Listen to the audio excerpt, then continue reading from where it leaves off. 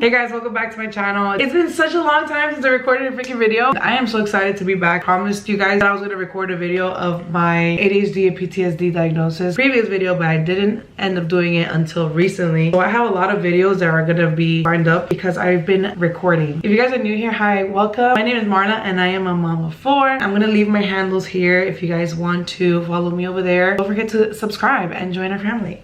I'm so excited to have you guys here. So anyways, going back, I've been trying to record this video literally since like before New Year's. So happy New Year's, guys. It's 2025. I can't believe that's already 2025. Let me tell you something. It's been a roller coaster just trying to upload this video. I recorded this video probably like 5 times.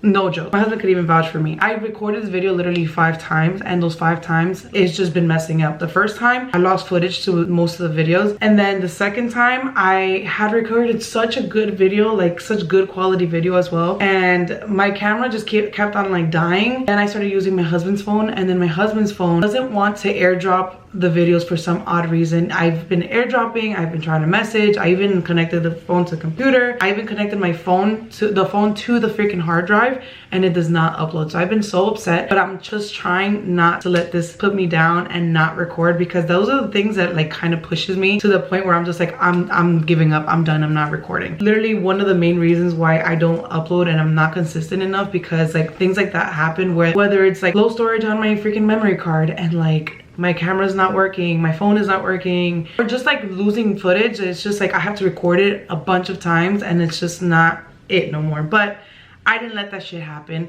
I did not let that shit stop me. So here I am recording this freaking video because I really wanted to record this freaking video. You guys don't understand. I've been on a craze with reading lately. I've been a freaking bookworm since I was a little child, and I literally let myself go. I literally let myself like stop reading ever since I had like children and I got married, because I had way more responsibilities and I didn't know how to handle like parenthood and then just like self-care and stuff, which for me reading books is like self-care to me, because it literally like eases my mind a lot. Like it makes me feel like I'm in that book literally. So pushes me away from reality for a bit. So TikTok came along and Book Talk came along, and everybody's just like been recommending books here and there. A lot of book girlies been just like vlogging, reading vlogs and stuff, and I'm just like, why can't I do that? I love reading. Past year, 2024, I picked up on reading again. 2021, I kind of like started getting into self-help and like self-improvement books and like money books and stuff. But I was just like, it's not enough. It's not giving. It's not giving what I wanted to give. So I started reading romance and I fell in love. Book Talk made me fall in love with so many freaking books. You have no idea how much books got me back into reading, and I don't think I could ever go back because I freaking love my freaking books. I have 2 beautiful bookshelves that came with my house, my family room, and before it used to be like all for decor and stuff. Now it's full of my books. Oh my god, I've been like obsessed with just buying books, and like I just started collecting books. When I started my reading journey back again, I started going to the library because I'm just like, let me just like read the book, and then if I like it, then I'll buy it. Now I don't care what it is. If I think the book is gonna be good, I'm gonna buy it. I don't give a fuck if I'm buying the whole series. Like that's what happened with a lot of these books that I'm gonna talk about in a bit. I literally buy the series without even knowing about it. I just know that it's so good, whether it's the cover that intrigues me, whether it's Book Talk that intrigues me, like I just buy the whole series. So the first book that got me back into reading, well, books that got me into reading, and the author is Twisted series by Anna Wang, which I hope I'm like not like butchering her name, but she's an amazing, a phenomenal author. I cannot like express the way I love her. When I saw the Book Talks videos of Twisted series, guys, like I am so freaking obsessed. You guys have no idea how much I freaking love her work. Her work is phenomenal. The way that she writes is so freaking amazing. Like it just makes you want to read more. So the Twisted series contains of 4 books, which is Twisted Love, Twisted Games, Twisted Hate, and Twisted Lies. The books are about 4 best friends. So Ava Chen, Bridget Von Ashburg, Jules Amber Rose, and Stella Alonso are 4 best friends that live in DC. and they go to college together, and then, you know, after college and whatever, that's what happened in their books. So the first book of the Twisted series that got me back into reading was Twisted Love. And I have my iPad here. I pulled up my Goodreads so I could like give you guys a little summary. I'm not gonna give you like a full summary because it's a lot of books, and I'm gonna give you guys my rating. So in Goodreads book description, says he has a heart of ice, but for her he'd burn the world. Alex Volkov is a devil blessed with the face of an angel and cursed with a past he can't escape. Driven by a tragedy that has haunted him for most of his life, his ruthless pursuits of success and vengeance leave little room for matters of the heart. But when he's forced to look after his best friend's sister, my God, he starts to feel something in his chest, a crack, a melt, a fire that could end his world as he knew it. Ava Chen is a free spirit trapped by nightmares of a childhood she can't remember, but despite her broken past, she's never stopped seeing the beauty in the world, including the heart beneath the icy exterior of a man she shouldn't want. Her brother's best friend. I love a brother's best friend trope. Her neighbor, her savior, and her downfall. There's a love that was never supposed to happen. When it does, it unleashes secrets that could destroy them both and everything they hold dear. Twisted Love is a brother's best friend, opposites attract romance with a hint of suspense.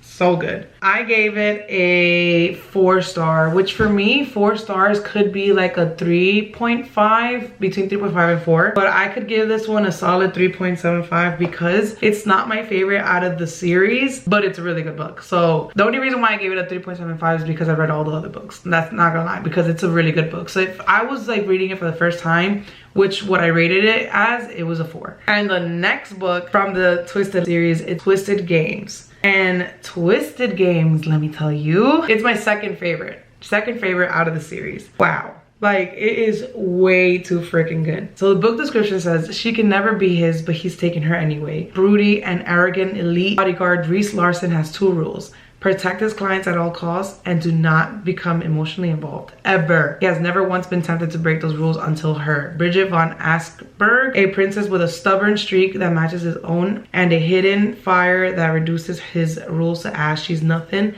he expected and everything he never knew he needed. Day by day, inch by inch, she breaks down his defenses until he's faced with a truth he can no longer deny. He swore an oath to protect her, but all he wants is to ruin her. What? Take her because she's his princess, his forbidden fruit. What? His every depraved fantasy. What?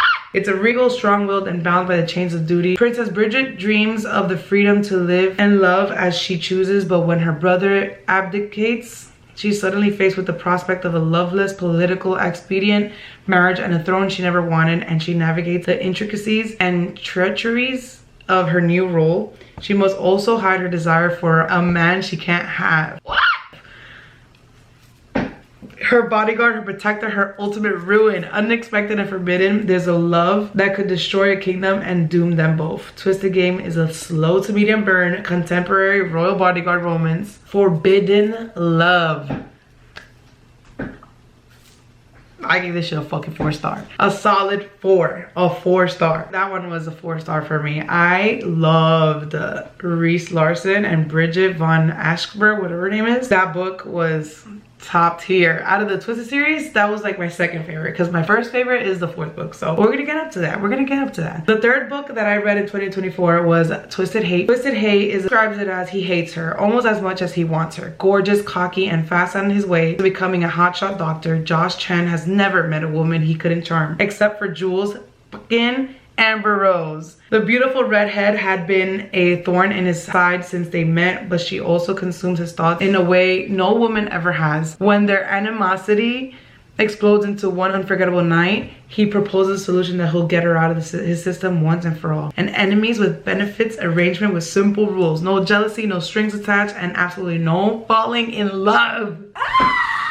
Outgoing and ambitious, Jules Amber Rose is a former party girl who's focused on one thing, passing the attorney's bar exam. Did I mention that he was a doctor or a doctor in training? I'm not sure if he was like an attending or something or a resident. Yeah, something like that. The last thing she needs is to get involved with a doctor who puts the suffer in insufferable. no matter how good looking he is, but the more she gets to know him, the more she realizes there's more than meets the eye to the man she's hated for so long, her best friend's brother, her nemesis and her only salvation. There is a match made in hell, and when the demons from the past catch up with them, they're faced with truths that they could either save them or destroy everything they've worked for. Twisted Hate is a steamy enemies with benefits, enemies to lovers romance. Jesus Christ. I gave that one a 3.75 because it wasn't my favorite, not gonna lie. I just didn't like, I don't know, maybe he was just too much of an arrogant asshole that pissed me off. And the way that, like, oh my god, I can't do a spoiler right now because what if somebody hasn't read it yet? But I just think that the way that, like, that part that I'm trying to explain, like the way that he treated her pissed me off so bad. But it's a really good book, and I feel like this one is okay. Like the second one was kind of like, it was spicy, but I feel like this one was like the spiciest. It was pretty spicy. I mean, I feel like they're all spicy, but like I feel like this one was like the spiciest out of all of them. And the only reason why is because, I guess because he's a doctor, and like I love the Twisted series, man. Like specifically Christian Harper and Reese Larson. So talking about that, Twisted Lies is the 4th book that I read in 2024, and this has to be the top tier of my Twisted series. Like top tier. I don't know why. The way that he treats Stella, at first like he was pissing me off the way that he was treating her, and he was like such an asshole and stuff, but I really loved their love story. Like she's such a sweetheart and he's a fucking grumpy, he's definitely grumpy sunshine. So I feel like Twisted Love is definitely a grumpy sunshine as well. I feel like this one is also a grumpy sunshine. I think they're all grumpy sunshines, to be honest. Actually no, not the third one. The third one, they're both arrogant. Stella Alonso is definitely like very sunshiny. I just really enjoyed Twisted Lies. Maybe the way that he is, the way that he described him as whiskey, and like, oh my god. I don't know why I love Christian Harper so much. The book is described as he'll do anything to have her, including lie. Charming, deadly, and smart enough to hide it. Christian Harper is a monster dressed in the perfectly tailored suit of a gentleman. He has little use for morals and even less use for love. He can't deny the strange pull he feels towards the woman living just one floor below him. She's the object of his darkest desires, the only puzzle he can't solve, and when the opportunity to get closer to her arises, he breaks his own rules to offer her a deal she can't refuse. Every monster has their weaknesses. She's his obsession, his addiction, his only exception. I freaking love this book. Sweet, shy, and introverted, despite her social media fame, Stella Alonso is a romantic who keeps her heart in a cage.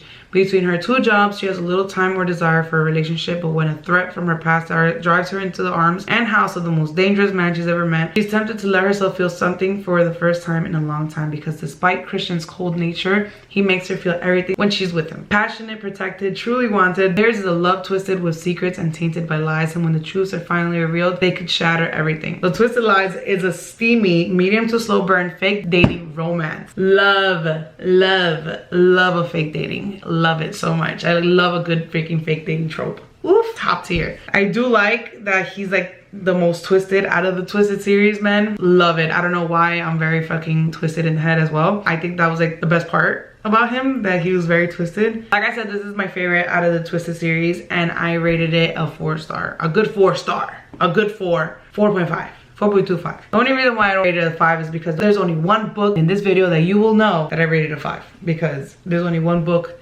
in its entire existence that I gave it a 5-star. And you will know. You'll know what book I'm talking about. Ana Juan did an amazing job with that freaking series. But I did not want to finish with Ana Juan. I really love her work. I decided to start on the King of Sin series after the Twisted series. So the King of Sin series is not finished yet. She's writing the 5th book at the moment. She's releasing it this year, probably in March, I believe. And the series contains of King of Wrath, King of Pride, King of Greed, King of Sloth, and the one that's coming up is King of Envy, which she's writing down right now. So the first book that I read from the King of Sins is obviously King of Wrath.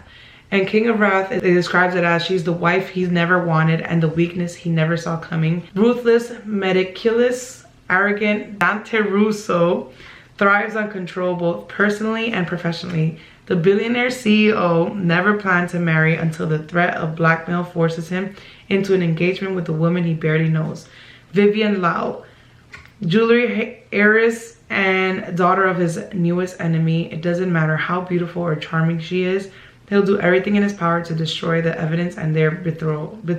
Betrothal. Oh my god, I don't know how to say that word. Betrothal.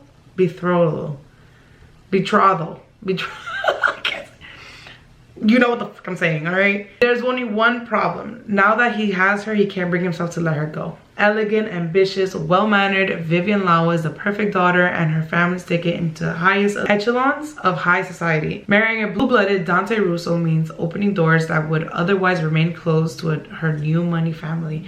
While the rude, elusive Dante isn't her idea of a dream partner, she agrees to arrange marriage out of duty. Craving his touch was never part of the plan, neither was the worst thing she could possibly do, fall in love with her future husband. King of Rap is a steamy arranged marriage billionaire romance.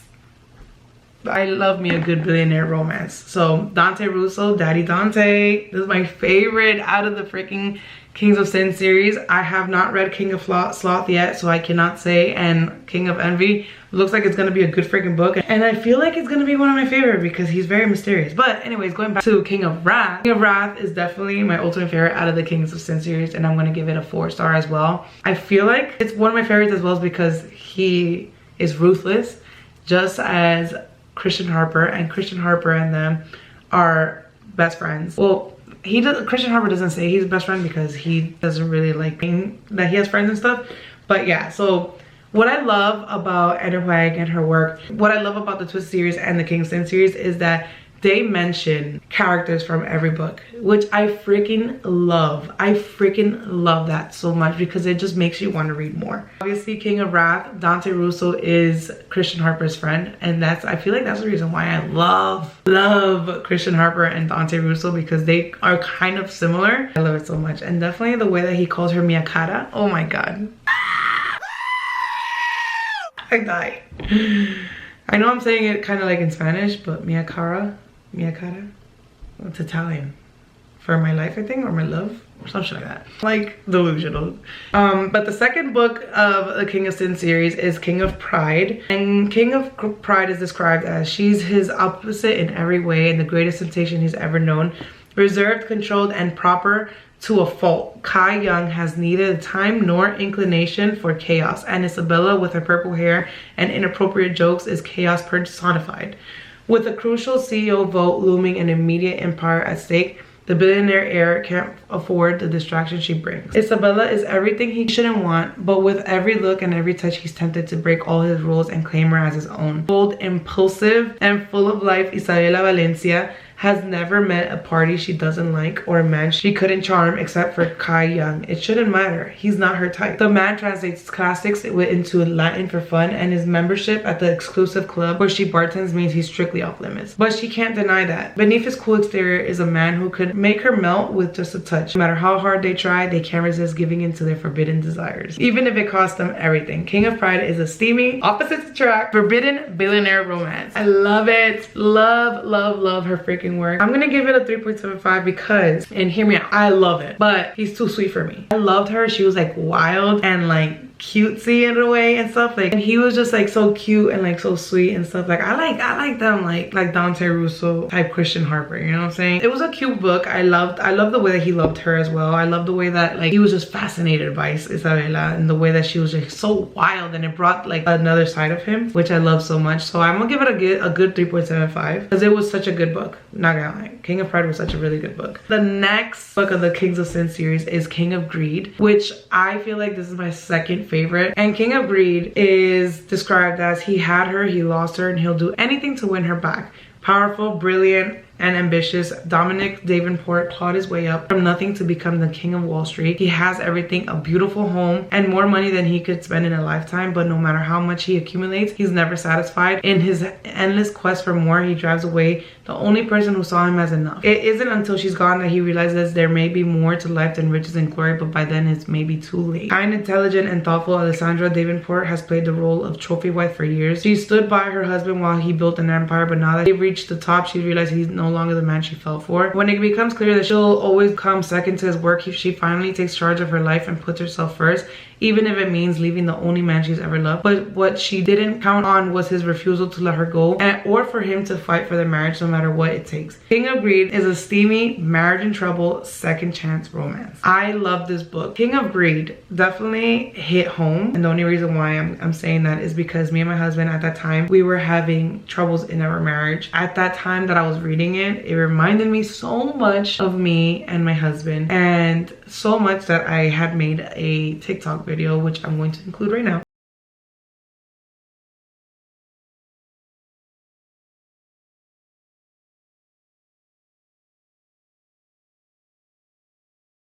It literally reminded me of us. It reminded me so much of it that I loved it so freaking much. And like the fact that it was a second chance at romance and stuff, like it gave me like good happy endings at the same time, and I loved it so freaking much. So I'm gonna give it a 4-star. I know it's not everybody's cup of tea, but like because I relate to it and because it hits home, I'm gonna give it a good 4-star because it was such a good read. I really liked it a lot. After I read the Twisted series and the King of Sin series, I went on Book Talk, and I know a lot of people were talking about Colleen Hoover at that time. I know she's not everybody's cup of tea at the moment, which I feel really sad for because she's a really good author. To be honest with you, I liked her work. But the thing is with me is that like me coming from Twisted series and the King of Sin series and going to her books, I feel like her books are way more like young adultish type and like teen vibes in a way. I wanted to dive into Colleen Hoover, but I didn't want to dive in just yet to It Ends With Us because obviously like I went through the spoilers and I know what It Ends With Us was about and everybody's raving about it, but I didn't want to hop in the bandwagon just yet. I wanted to give Colleen Hoover a try. So the first book that I dived into Colleen Hoover was Reminders of Him. And Reminders of Him is about a troubled young mother who yearns for a shot at redemption. After serving 5 years in prison for a tragic mistake, Hannah Rowan returns to the town where all went wrong, hoping to reunite with her 4-year-old daughter, but the bridges Kenna burned are proving impossible to rebuild. Everyone in her daughter's life is determined to shut Kenna out no matter how hard she works to prove herself. The only person who hasn't closed the door on her completely is Ledger Ward, a local bar owner and one of the few remaining links to Kenna's daughter. But if anyone were to discover how Ledger is slowly becoming an important part of Kenna's life, both would risk losing the trust of everyone important to them. The two form of a connection despite the pressure surrounding them, but as the romance grows, so does the risk. Kenna must find a way to absolve the mistakes of her past in order to build a future out of hope and healing. I gave this book a 3.5. I gave it a 3-star, but I'm gonna give it a 3.5 because it was a cute book, but it's a pretty sad, like tragic story. The second book of Colleen Hoover that I read was Regretting You, and Regretting You is about Morgan Grant and her 16-year-old daughter Clara would like nothing more than to be nothing alike. Morgan is determined to prevent her daughter from making the same mistake she did. By getting pregnant and married way too young, Morgan put her own dreams on hold. Clara doesn't want to follow in her mother's footsteps. Her predictable mother doesn't have a spontaneous bone in her body. With warring personalities and conflicting goals, Morgan and Clara find it increasingly difficult to coexist. The only person who can bring peace to the household is Chris, Morgan's husband. Fuck that guy.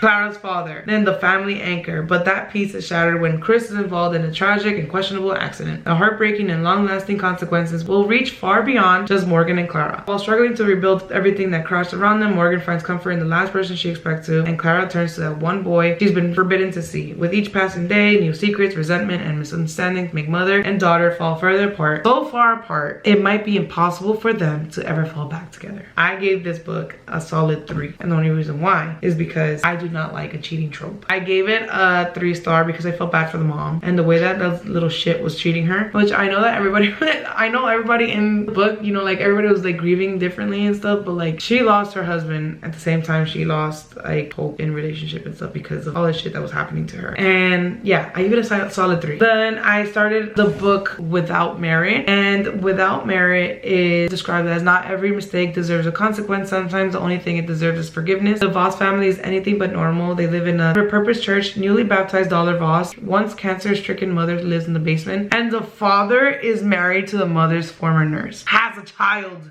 with her. Her little half-brother isn't allowed to do anything or eat anything fun, and the eldest siblings are irritatingly perfect. Then there's Merit. Merit Voss collects trophies she hasn't earned and secrets her family forces her to keep. While browsing the local antique shops for her next trophy, she finds Sagan. His wit and unapologetic idealism disarm and spark renewed life into her until she discovers that he's completely unavailable. Merit retreats deeper into herself, watching her family from the sidelines when she learns a secret that no trophy in the world can fit. Fed up with the lies, Merit decides to shatter the happy family illusion that she's never never been a part of before, leaving them behind for good. When her escape plan fails, Merritt is forced to deal with the staggering consequences of telling the truth and losing the one boy that she loved. I gave this a 3.5 because it was such a sad book. I think I'm gonna give all of Colleen Hoover's a 3.5 because they were good reads, but they weren't like my favorite. So I'm gonna give all of them a 3.5. After Without Merit, I got into the Maybe series by Colleen Hoover, and the first book in the Maybe series is Maybe Someday. I feel like I liked the series a lot, and by a lot I mean a lot. Like I really enjoyed the series. So Maybe Someday, it's about 22-year-old Sydney has a great life. She's in college, working steady job, in love with her wonderful boyfriend Hunter, and rooming with her best friend Tori. But everything changes when she discovers Hunter's cheating on her. She's left trying to decide what to do next. Sydney becomes captivated by Ridge, her mysterious neighbor. She can't get her eyes off him or stop listening to the passionate way he plays his guitar every evening out of his balcony. And there's something about Sydney that Ridge can't ignore either. When their inevitable encounter happens, they soon find themselves needing each other in more ways than one. So I really like this book. So my favorite thing about it was that he's hard of hearing. He would play really good guitar just by hearing the vibration of the guitar, which is phenomenal. Amazing. Just think about it. Crazy, right? So I just loved it. The only thing I did not like is the fact that he did have a girlfriend, and that girlfriend had a chronic illness, and she didn't live too close to him. So I'm guessing it could be like a cheating in a way, which, like I said, I didn't like cheating tropes. So in the book, like, she moves into his apartment because she was like going crazy after she found out I was cheating on her with somebody very important. Then the rest is history. I don't want to spoil it for anybody, but I would give it a 3.5. So the second, actually this is like a novella to the Maybe series. It's called Maybe Not, and Maybe Not is about Warren, who has the opportunity to live with a female roommate. So Warren is Ridge's best friend. He falls in love with Bridget, and Bridget is an asshole. She treats everybody like freaking crap. The two can hardly stand each other to be in the same room together. But Warren has a theory about Bridget. Anyone who can hate with that much passion should also have the capability to love with that much passion, and he wants to be the one to test the theory. Will Bridget find it in herself to warm her heart to Warren and finally learn to love? Maybe, maybe not. I actually like that book a lot. I really enjoyed that book, so I'm gonna give that one a 3.5. Again,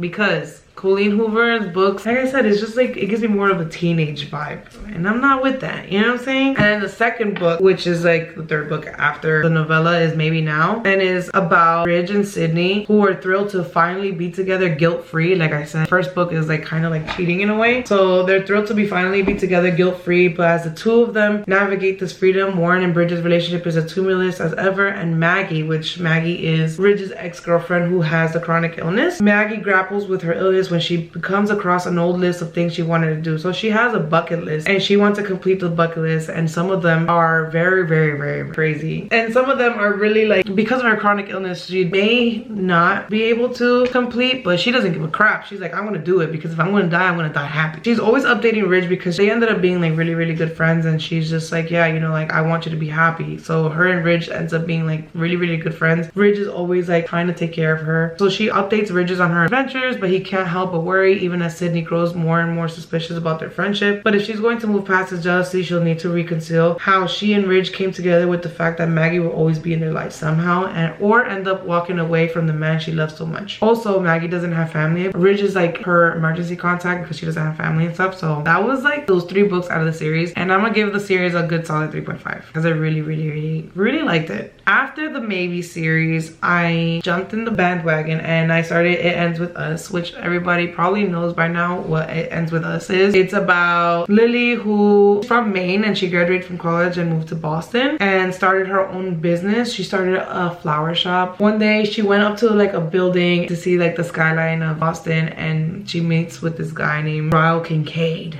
a neurosurgeon, a gorgeous neurosurgeon, and everything in Lily's life suddenly seems almost too good to be true. Ryle is assertive, stubborn, maybe even a little arrogant. He's also sensitive, brilliant, and he has a total soft spot for Lily. Lily can't get him out of her head, but Ryle's complete aversion to relationships is disturbing, even as Lily finds herself becoming the exception to his no dating rule. She can't help but wonder what made him that way in the first place. As questions about her new relationship overwhelm her, so do the thoughts of Atlas Corrigan, her first love, and the link to the past she left behind. behind. He was her kindred spirit, her protector. When Atlas suddenly reappears, everything Lily has built with Raul is threatened. If you did not read the book and you did not watch the movie, they go on a date one day and she sees that Atlas is serving them. And she's like, Atlas, that's crazy. Like, you know, and she's like, whatever. So he finds out about who the hell Atlas is and all his things, and she starts getting jealous. If you guys don't know, it's a trigger warning. It has domestic violence in it, so read with caution. It did trigger me, so that's why I'm saying a trigger warning. I will give it a 4-star. I really liked the book. I did not freaking like the movie, and the only reason why I did not like the movie is because it was missing important parts to the freaking book. Like, for example, the magnet, that pissed me off. No magnet whatsoever. What Raul Kincaid was wearing when they first met, he was wearing a Burberry shirt. Was he wearing a Burberry shirt in the movie? No, he was not wearing it. His aesthetic was not it. Like, it's not what you would think described as in the book. That pissed me off. A bunch of other little things that was just in the book that was not included in the movie. So I hated the movie. The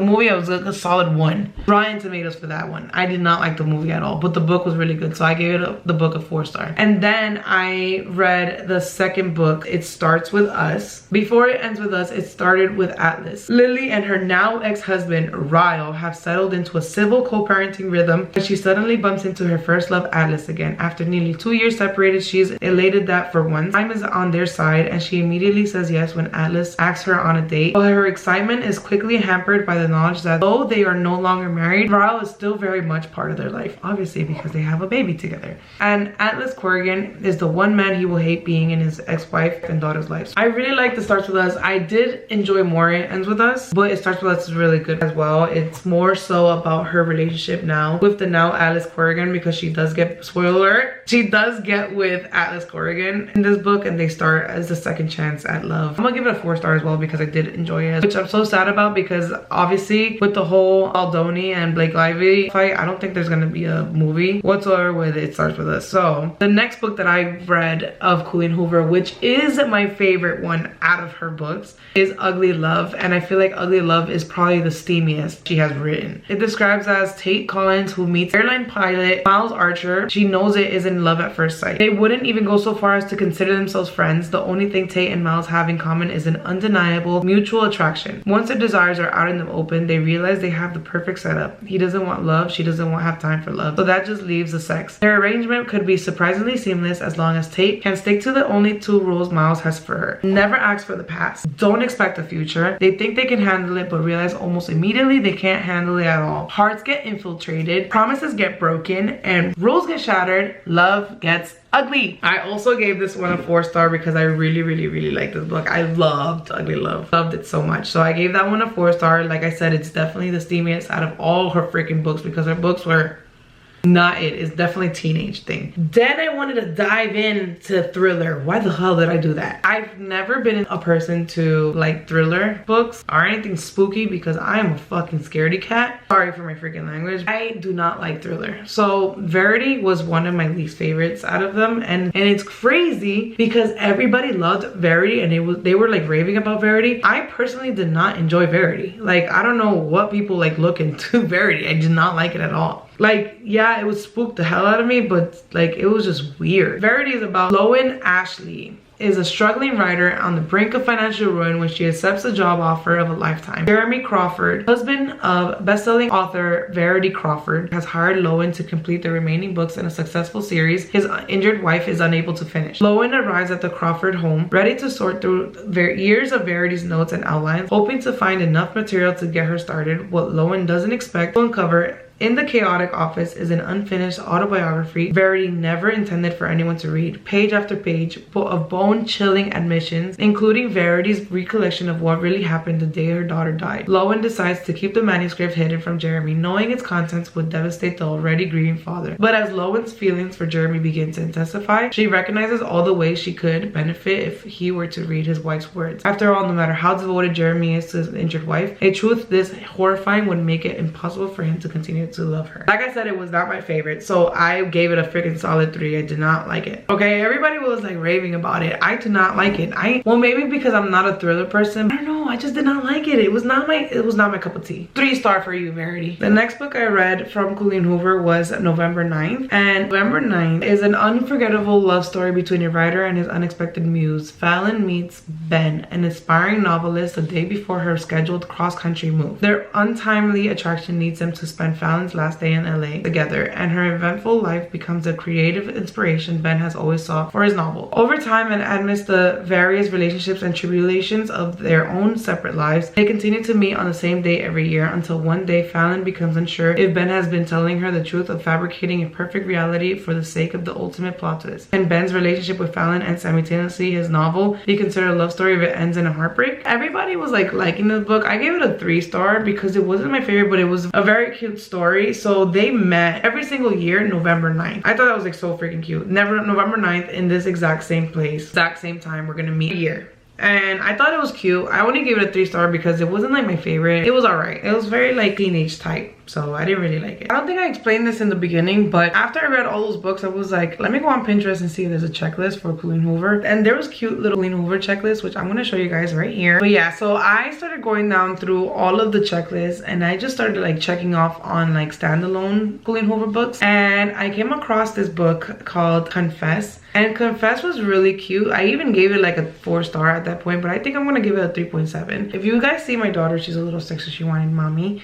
So Confess is about Auburn Reed, who is determined to rebuild her shattered life, and she has no room for mistakes. But when she walks into a Dallas art studio in search for a job, she doesn't expect to become deeply attracted to the studio's enigmatic artist Owen Gentry. For once, Auburn takes a chance and puts her heart in control, only to discover that Owen is hiding a huge secret. The magnitude of his past threatens to destroy everything Auburn loves most, and the only way to get her life back on track is to cut Owen out of it. But can she do it? So this book was really cute, and the only reason why is because the idea of the confessions. So Owen Gentry, he's an artist. He owns an art studio. He hires her to, I guess, like do like the reception work basically. Every month he leaves a mailbox outside of his art studio so people could put confessions down, whether it has their name or is anonymous, all their confessions there. During that month, he paints as much confessions as he can, brings them out to life in portraits. I thought the concept of it was really freaking cute and creative, and I thought that was so freaking bright and beautiful, and like I just really like enjoyed this book. I'm gonna give it a 3.75 because I really enjoyed the book. It was very, very, very, very cute. And then I really wanted to go back into a series. I love series, like, because it just keeps on going on with the story. I really like standalones because standalones, like, sometimes I just want more and they ain't giving me more. So I like series, and I read the Slam series. First book obviously is Slammed, and Slammed is following the unexpected death of her father. 18-year-old Lakin is forced to be the rock for both her mother and younger brother. Outwardly, she appears resilient and tenacious, but inwardly she's losing hope. Enter Will Cooper, the attractive 21-year-old new neighbor with an intriguing passion for slam poetry and a unique sense of humor. Within days of their introduction, Will and Lakin form an intense emotional connection, leaving Lakin with a renewed sense of hope. Not long after an intense, heart-stopping first date, they are slammed to the core when a shocking revelation forces their new relationship to a sudden halt. Daily interactions become impossibly painful as they struggle to find a balance between the feelings that pull them together and the secrets that keep them apart.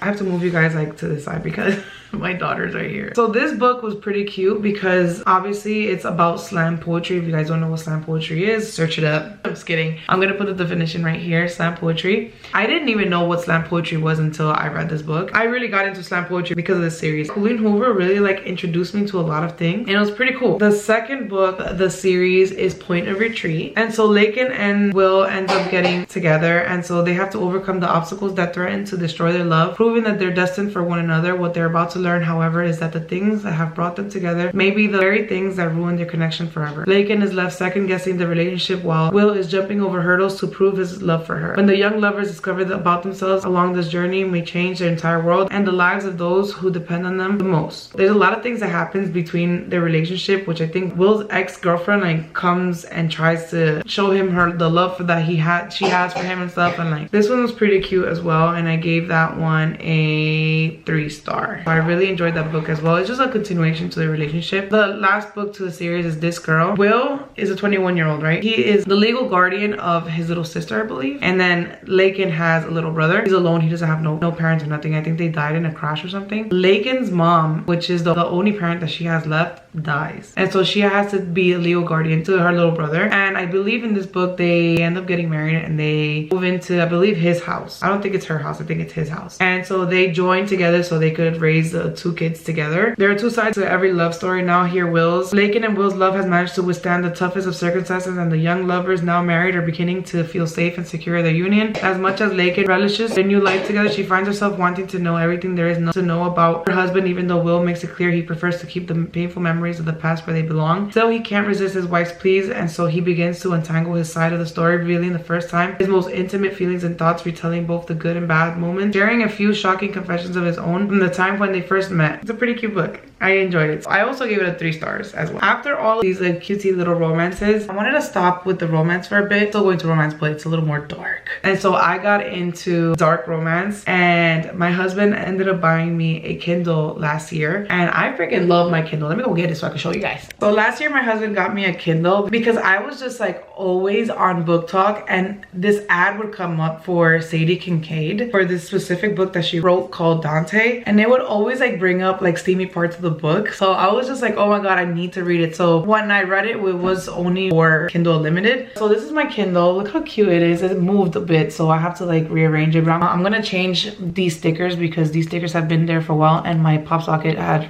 came out already, but it used to be a little black heart because I'm a night court girly, which I'm going to talk about in a bit after all this. This is my Kindle. It's so cute. I started reading Dante by Sadie Kincaid, which is from the Chicago Ruthless series, and wow, Dante, she did a phenomenal job with Dante. Chef's kiss. So it describes as, I hate Dante Moretti. He is cold, calculating, and vicious. It's no secret that he wiped out his former fiance and her entire family on the eve of their wedding. He's the kind of evil that makes even devils cry. That's not why I hate him. I hate him because he has taken the only thing I have left in this miserable world, my freedom. He has chained me to him because of a debt that I don't owe. I just have the misfortune to share the bloodline of the man who does. Her brother had given her up. Can you believe that? Her own brother made Dante kidnap him because of a debt that he owed Dante. That's crazy. Why does the slightest brush of his skin makes my pulse race? My mom always warned me never to play with matches, but if Dante Moretti is fire, then I want to burn. I love this book so freaking much. It is a spicy, dark mafia, enemies to lover, forced proximity romance. When I tell you that I freaking love this book so freaking much, I loved it so much. I gave it a 4-star. Like, I really gave it a 4-star. It's actually my favorite from the Chicago Ruthless series. Like, I really wanted to read it, and I'm glad I did because I freaking loved it. And when I found out that there was a second book and a third book is a whole series, I was like, oh for my freaking god, I really need to read the second book. And so the second book is Joey, and Joey is his little sister. Girl, this one was the spiciest. Let me tell you. Dante is in the mafia, right? And so he's from the Cosa Nostra mafia, and his right-hand man is Maximo DiMarco, which is his best friend. He has always looked out for Joey, which is his little sister. His little sister says that he's my protector, my brother's best friend, my crush with the body of a god and the mind of a devil, and I am just a spoiled mafia princess. At least that's who most people think I am. They don't like look at me long enough to see the real me, but he sees. He is dark and dangerous and lethal, but he's the only man who makes me feel like I'm alive. It's a pity he's too loyal to my brothers to ever act on the sparks that's constantly fly between us. Or is he? Because when he finally loses control, it's even more than I ever dreamed it could be. And even though he tells me that the two of us aren't an option, I see the look in his eyes every time we're together. He's only ever a breath away from losing that control again. But Max is a man with a dark past and secrets that he can't escape. When that past catches up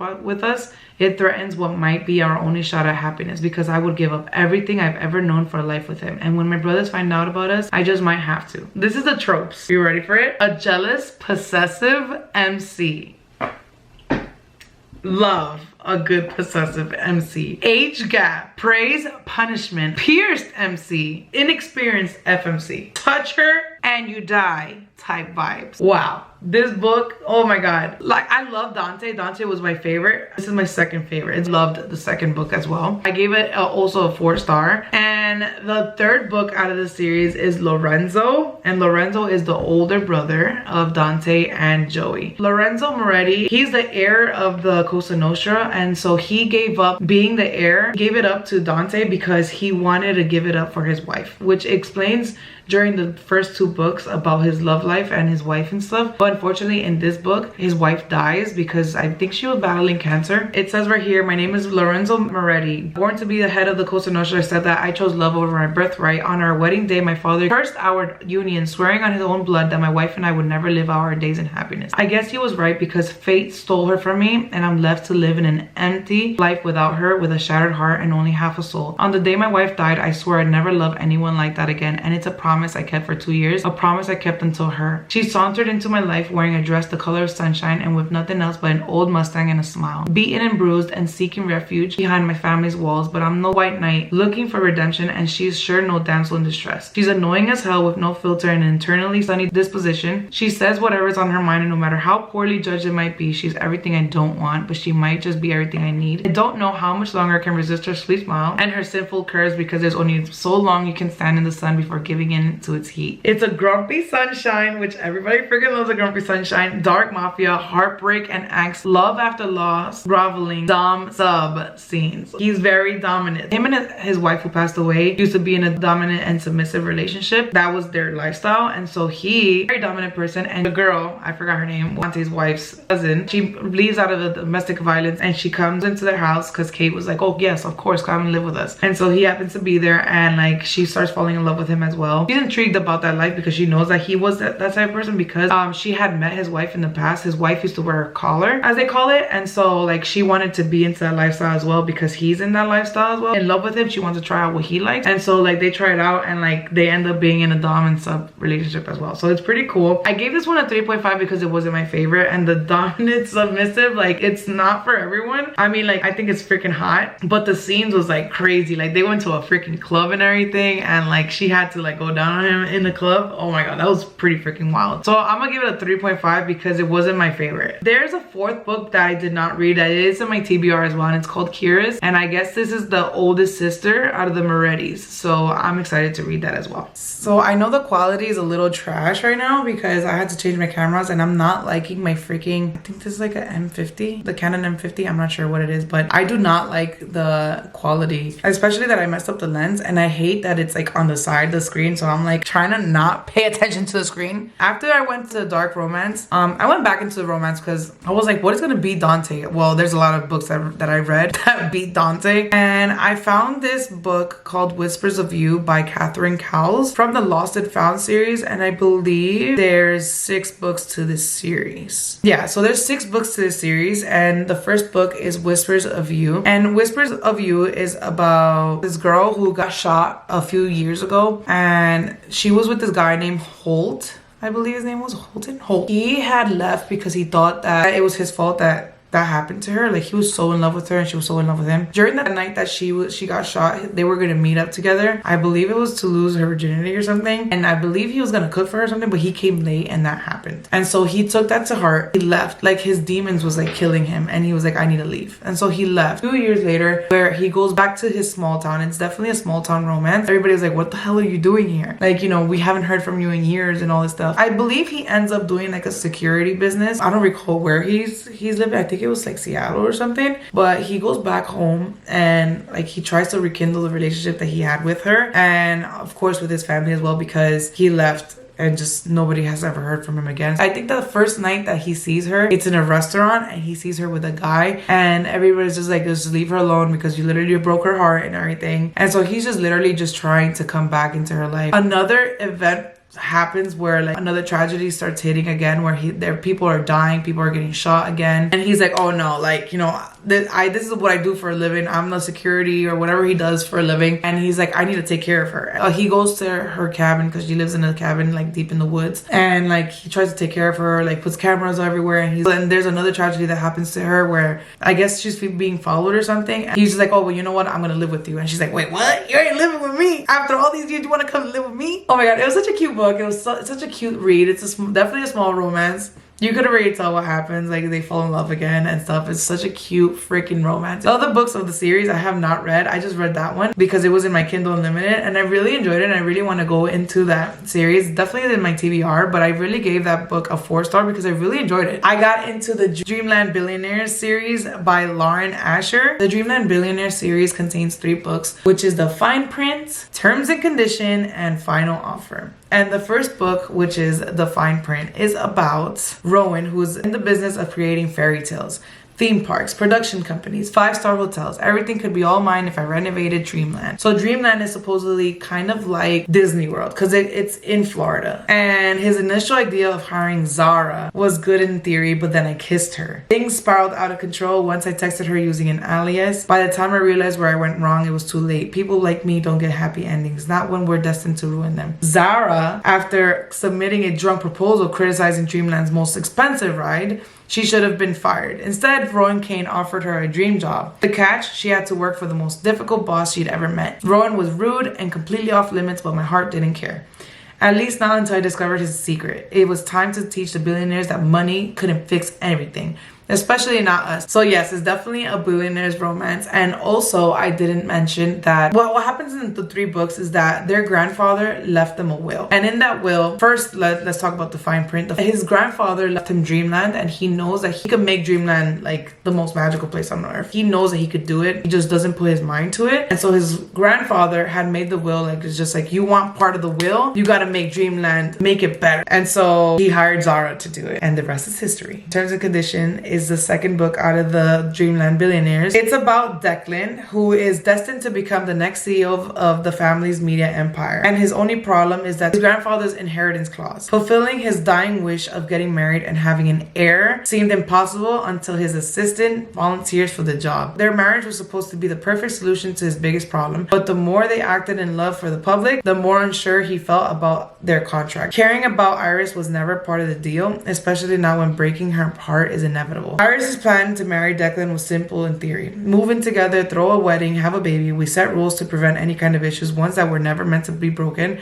no matter how much Declan tempts me. But what happens when our fake relationship bleeds into our real one? Falling in love was never an option, at least not for me. But they end up falling in love, and I love that freaking trope so freaking much. I don't know why I love fake dating. That's exactly the reason why I love Twisted Lies, because it was fake dating. Also, like King of Wrath is like basically arranged marriage, like fake dating, fake marriage in a way. I freaking love that trope so freaking much. And so this is definitely my favorite out of the series, and I gave it a 4-star because I loved it so freaking much. I loved Declan and I loved Iris. And then the third book of the Dreamland Billionaires is Final Offer. And Final Offer is about Callahan, who's the Kane brother everyone gossips about behind closed doors. Trust fund brat, washed up athlete, high functioning alcoholic. No one knows the real me but her. Lana Castillo, my childhood best friend and the only woman I ever loved. When I broke her heart 6 years ago, I promised to never return to Lake Wisteria. I kept my word until my grandfather's will changed everything to receive my inheritance. I was tasked with spending a summer at the family lake house before selling it. The request was simple in theory until my entire plan blew up on the very first day. Turns out Lana doesn't just live at the house, but she claims to own it too. Lana falling in love with Callahan Kane was a mistake. He told me so before destroying her heart and their friendship 6 summers ago. When he promised never to come back, I foolishly believed him, but then Cal showed up again intending to sell his grandfather's lake house. The biggest flaw in his plan: my name is on the deed. So the grandfather literally put her on the deed because he knew that Lana and him were meant to fucking be. So freaking good. So freaking good. I gave this book also a 4-star. I really love the Dreamland Billionaires. I also loved that Lauren Asher made interracial couples. So the first book, The Fine Print, Zara, I believe she's either Middle Eastern or, yeah, I think she's like Middle Eastern or something. I'm not sure. Don't quote me on that. I'm gonna put it here where she's from. Then Terms and Condition, Iris is Somalian, I believe. Hi,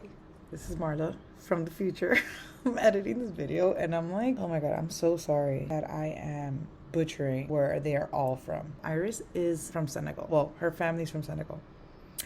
So back to the video. And then the third book, Final Offer, she is Colombian, and I loved Final Offer so freaking much. He was so wild, and she's wild as well. Don't get me started. It was like steamy as hell. This book was, I think, was the steamiest out of all three of them. Just Colombian, and what I loved about it the most is that they were like putting in like traditional dishes and traditional things that they do in Colombia. And I'm obviously married to my husband who's Colombian, and my kids are Colombian as well. And so I just like obviously know about all these dishes, and like they were like incorporating Colombian slang as well, and I loved it so freaking much. So I gave that one a 4-star as well. I really enjoyed Dreamland Billionaires. So I gave the whole series a 4-star. I really enjoyed it so much. And then I ended up going into the Knockamount series. It contains 3 books, which is Things We Never Got Over, Things We Hide from the Light, and Things We Left Behind. So I read 2 out of the 3. The only reason is because I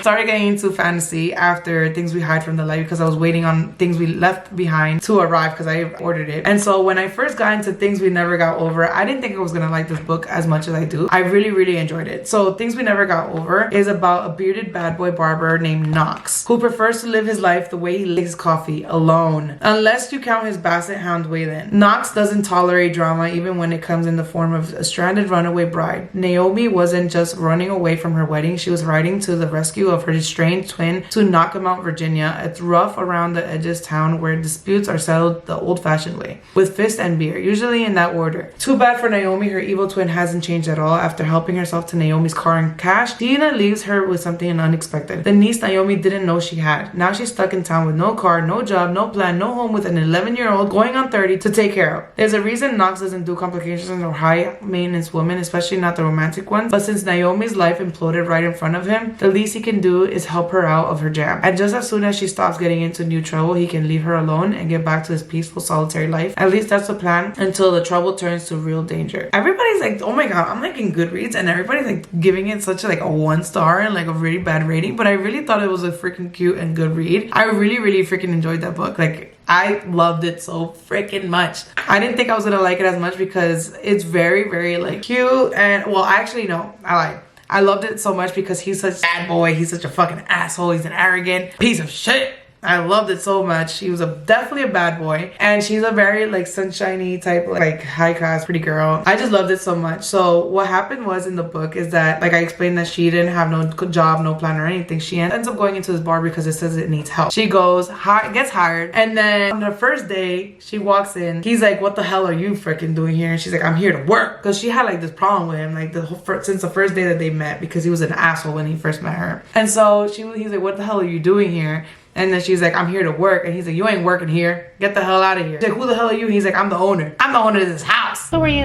I'm Pam. Who are you? I'm the owner of this house. God damn it. And then she was like, oh nah. So she finds out that he's the owner of the bar, and he just can't like get enough of her. Like, he just falls in love with her each and every day that he sees her in his bar waitressing and stuff. So yeah, the rest is history. So I really enjoyed the book. I gave it a 4-star, like I said. And then the second book is Things We Hide from the Light, which I did enjoy as well. And it's about Nash Morgan, who is Knox Morgan's brother, who's a cop. And he's like describes as Nash Morgan was always known as the good Morgan brother, with a smile and a wink for everyone. But now this chief of police is recovering from being shot, and his southern charm has been overshadowed by panic attacks and nightmares. He feels like a broody shell of the man he once was. Nash isn't about to let anyone in his life know he's struggling, but his new next door neighbor, smart and sexy Lena, sees his shadows. As a rule, she's not a fan of physical contact unless she initiates it, but for some reason Nash's touch is different. He feels it too. The physical connection between them is incendiary. How do I say that word? Grounding him and making her wonder if exploring it is worth the risk. Too bad Lena's got secrets of her own, and if Nash finds out the real reason she's in town, he'll never forgive her. Besides, she doesn't do relationships ever. A hot short-term fling with a local cop? Absolutely. Sign her up. A relationship with a man who accepts her to plant roots? No freaking way. Once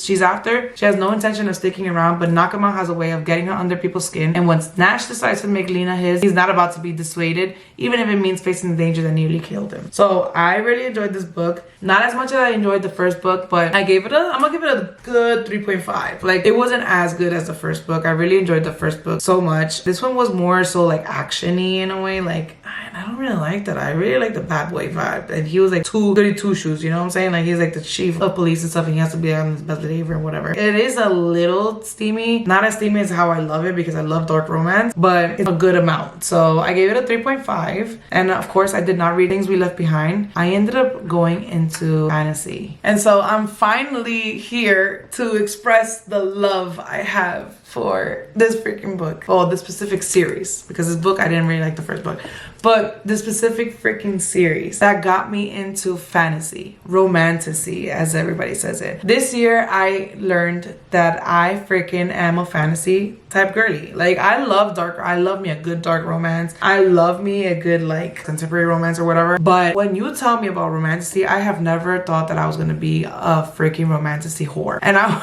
to explain to myself that I freaking love romantasy now. This year, I got into romantasy after reading Akatar, aka A Court of Thorns and Roses. Wow, that was life-changing. That book is me, and I am Akatar. Like, I literally even want to freaking tattoo myself. You could definitely tell by my Kindle that I freaking love it. And I don't even want to change this, to be honest with you. I freaking love romantasy so much. That's all I want to read from now on. Like, I literally have one bookshelf, which I'm going to show you guys like in the next few videos because I'm too lazy to go downstairs. But I'm going to show you guys, one of my freaking bookshelves are romance and the other shelf is romantasy. Like, I freaking love romantasy so freaking much after reading Akatar. The first book that I got into romantasy was obviously A Court of Thorns and Roses. The book A Court of Thorns and Roses, we all know, is about 19-year-old huntress Feyre, who kills a wolf in the woods. Terrifying creatures arise to demand retribution. Dragged to a treacherous, magical land she knows about only from legends, Feyre discovers that her captor is not only truly a beast, but one of the lethal immortal fairies who once ruled her world. At least he's not a beast all the time. As she adapts to her new home, her feelings for the fairy Tamlin transform from icy hostility into a fiery passion that burns through every lie she's been told about the beautiful, dangerous world of the Fae. But something is not right in the fairylands. An ancient wicked shadow is growing, and Feyre must find a way to stop it or doom Tamlin and his world forever. This fucking book, when I tell you that I was gonna DNF it like in the fucking middle of the book because I was just like, I am not understanding this shit. But I'm not no weak ass bitch. My mom never raised no weak ass bitch. I was like, I'm gonna go through it. I'm gonna go through with the book because I am not gonna DNF it. I'm not the type of person to DNF a book. I can't. Like, I need to read it. I don't care how bad of a book it is. I'm gonna fucking finish it and I'll be like, you know what? I took the fucking L. I read it and that's it. Whatever. Thank the Lord that I did not DNF it, because wow, it just fucking gets better because it's such a slow burn in the beginning. Once it got to that certain part where she was like, she was falling in love with him and he was falling in love with her, like, I was just like, wow,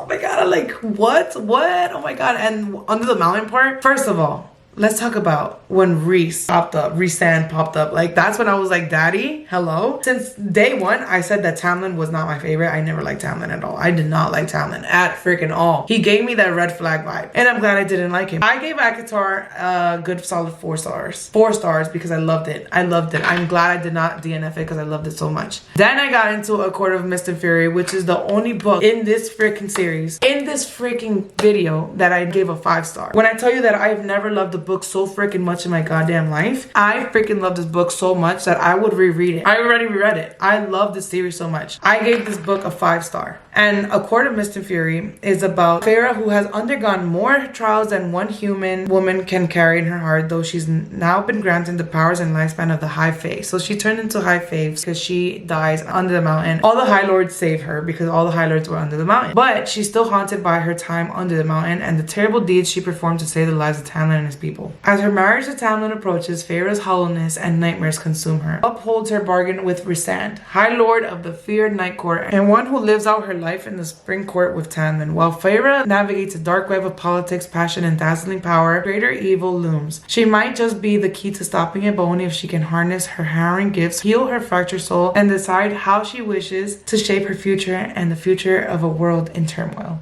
I fucking love this book.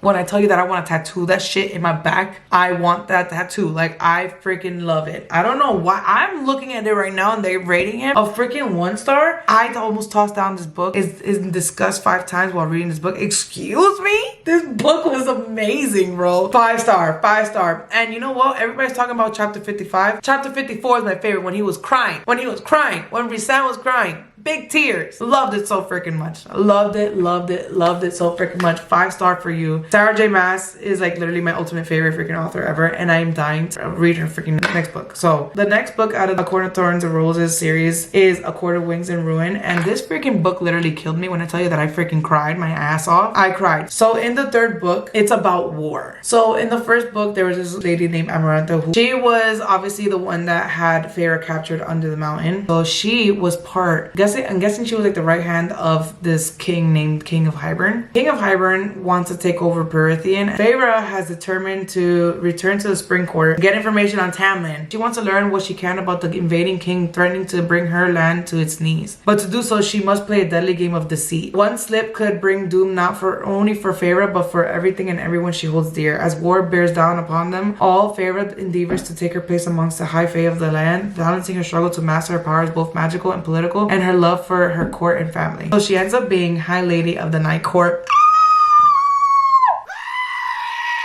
Sorry.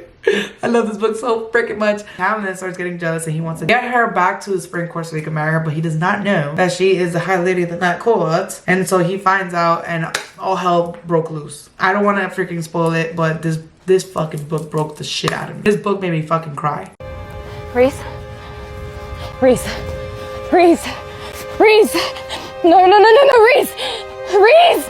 Reese! So I gave it also a 4-star, which I love this freaking book. I think I'm going to give the whole series a 4-star because I loved it so much. After Court of Wings and Ruin is A Court of Frost and Starlight, which is a novella. So it's basically after the war and they're basically like celebrating like solstice, winter solstice, which is the longest night of the year, which is also kind of like similar to Christmas in a way for the Night Court. And so this book is also the end of Feyre and Rhysand's love. Hi, so it's Marla from the future again, and I'm editing a video and it cut me off of what I was trying to say. This book is literally like the end of Rhysand and Feyre's love story. And then the next book starts her sister's story. So yeah, that's what I was trying to say. It's such a freaking cute read. I don't know why people give it a freaking 1-star. Everybody's like rating it so bad, like nobody likes it. Even in book talk, they're just like, oh, it's not my favorite. I actually freaking enjoyed that book. Like I thought it was like the cutest out of all of them. It was harder to read though. It was such a shorter book, but I wasn't really getting into it. I understand where people were coming from, but it also was talking about how she was like going through like PTSD in a way from the war. And so I thought it was a cute book, and I'm also gonna give it a 4-star because I really enjoyed the book. And now my second favorite book, which I gave it a 4.5, is A Court of Silver Flames. I did not think that I was gonna like this book. Miss Sarah J Maas, what did you do to this book? This book was like chef's freaking kiss. Like other than Mist and Fury, I love this book. It's my second favorite. Cassian is daddy. First of all, I didn't think I was gonna like this book. Why? Because Nesta Archeron is Feyre's older sister, and her and Feyre's other older sister, obviously during the war, they were brought into Prythian. They were turned into Fae. And so Nesta has been like struggling with PTSD because of it. In the war, their father passed away very tragically. King of Hybern, spoiler alert if you guys haven't read it, killed him in front of her. And so she's suffering with PTSD. She's getting drunk every single freaking day of her life, getting drunk out of the Night Court's money. Like she got some balls. Her sister Feyre, which is the High Lady of the Night Court, was like, enough is enough. I'm done with you. You're embarrassing to society. You're embarrassing to me and my family. Is enough. So I'm gonna put you into like a no drinking thing. Like you have to train with Cassian, which Cassian is the Lord of Bloodshed or some shit like that. What? He's the general of the Night Court, whatever Rhysand calls him. Cassian is like his brother, basically. They were raised together. And so she's supposed to live in the same house with Cassian. She has to train with this sexy ass motherfucker. He knows that she has something for him, like a little like love spark in her. But she is so freaking like in shock with PTSD and stuff that her anger just like takes over her, and like she's such a freaking bitch. But you know what? I really related to this book so freaking much, to the point where I loved it so freaking much. And I understand Nesta. Like I know that everybody's like, oh, I fucking hate Nesta. Like how could anybody like relate to this book, and how could anybody love her? Bro, if you've been through PTSD, you know how hard and deep down that shit is. And so I really related to her, and like I understood her so freaking much. And the sex scenes, this was literally the spiciest out of all of the books, the steamiest out of all of them. So I gave that one a 4.5 because I loved it so much. Not as much as Mist and Fury, because Mist and Fury is a solid 5, but this one is a 4.5. Sarah J Maas did a freaking absolutely amazing thing, and I can't wait to read Thorn of Glass. She has another series called Thorn of Glass and another series called Crescent City, which I can't wait to read. Throne of Glass. Throne of Glass is literally in my TBR. Like, I can't freaking wait to read it. Onyx Storm just came out and I really want to just like dive into Onyx Storm, and after Onyx Storm I'm gonna go into Throne of Glass and I'm gonna read the whole freaking series because I'm obsessed with Sarah J Maas. And until this lady comes out with her freaking book, her next book from the ACOTAR series, I'm gonna have to dive into the Tog. I couldn't get over ACOTAR, and so I did the audiobook dramatized adaptation for it. I reread it literally that same freaking day that I finished A Court of Silver Flames. I went into the audiobook and I reread it again. I couldn't, and I'm gonna reread it again because I love it so freaking much. The dramatized adaptation, if you guys have this app called Hoopla, if you have a library card, you could literally just plug in your library card and you could hear that dramatized adaptation for ACOTAR and Fourth Wing, which I'm going to talk about right now. But oh my god, chef's freaking kiss, bro. So I obviously reread all books again in audiobook dramatized adaptation, but the next book that I read in the romantasy genre was Fourth Wing. So I got into Fourth Wing from the Empyrean series by Rebecca Yarros, and this is one of the things I am so glad I got into this series. I freaking love this freaking series so freaking much. You do not understand how much I love it. I love it as much as I love ACOTAR. I didn't think I was gonna love it. I remember when Fourth Wing came out, and I also remember when Iron Flame came out, because I remember everybody was going crazy for it. Now I understand why everybody's going freaking crazy. I freaking love this freaking book. Fourth Wing is about a war college for dragon riders. 20-year-old Violet Sorrengail was supposed to enter the Scribe Quadrant, living a quiet life among books and history. Now the commanding general, also known as her tough-ass Talon's mother, has ordered Violet to join the hundreds of candidates striving to become the elite of Navarre dragon riders. But when you're smaller than everyone else and your body is brittle, death is only a heartbeat away, because dragons don't bond to fragile humans. They incinerate them. With fewer dragons willing to bond with cadets, most would kill Violet to better their own chances of success. The rest would kill her just for being her mother's daughter, like Xaden Riorson. Daddy Xaden. He's hot as fuck. The most powerful and ruthless wing leader in the Riders Quadrant. She'll need every edge her wits can give her to see the next sunrise. Yet with every day that passes, the war outside grows more deadly, the kingdom's protective wards are failing, and the death toll continues to rise. Even worse, Violet begins to suspect leadership is hiding a terrible secret. Friends, enemies, lovers, everyone at Basgiath War College has an agenda, because once you enter, there's only two ways out. Graduate or you die. I love this book so freaking much. I give it a solid 4.5. 4.5. I freaking love this book so freaking much. Love it. I love it so freaking much. I don't have nothing else to say. I just love it so freaking much. And the second book of the Empyrean series by Rebecca Yarros is Iron Flame. And Iron Flame is when everyone expected Violet Sorrengail to die during her first year at Basgiath War College, Violet included, but threshing was the only first impossible test meant to weed out the weak-willed, the unworthy, and the unlucky. Now the real training begins, and Violet's already wondering how she'll get through. It's not just that it's grueling and maliciously brutal, or even it's designed to stretch the rider's capacity for pain beyond endurance, is a new vice commandant who's made its personal mission to teach Violet exactly how powerless she is unless she betrays the man she loves. Although Violet's body may be weaker and frailer than everyone else's, she still has her wits and will of iron, and leadership is forgetting the most important lesson Basgiath has taught her. Dragon riders make their own rules, but a determination to survive won't be enough this year, because Violet knows the real secret be hidden for centuries at Basgiath War College, and nothing, not even dragon fire, may be enough to save them in the end. Bro, this fucking book killed me at the end. Like, I wanted to slam this fucking book to the fucking floor. That's how pissed off I was. Loved it so freaking much, and I give it also a 4.5. I gave the whole Empyrean series a 4.5. I have not read Onyx Storm, which I have it. I bought it and I did not read it yet because I want to put my whole full attention to Onyx Storm, which I was so upset because I got Onyx Storm thinking that the dramatized adaptation audiobook was gonna come out, and I wanted to do an immersive reading because I've never done immersive reading before, and I really was intrigued when people were like doing it on Book Talk, and I was like, I really want to do it on Onyx Storm, but it didn't come out yet. So I was kind of like so sad because I really wanted to do it. So I was like pushing it away, but now February comes, I'm reading Onyx Storm. I don't care what it is. I've been waiting so long for this book, and now I have it and I'm not reading it. What? That's in my TBR right now. So after that, I didn't know what to do. I was just like so sick. I was just like, oh my god, like now I gotta wait for Onyx Storm. What can I do to get my mind off of Fourth Wing until Onyx Storm comes out? Because obviously I read it like probably I finished reading in October. And then I got back into dark romance again and I started reading Haunting Adeline by H.D. Carlton, the cat and mouse series. Wow.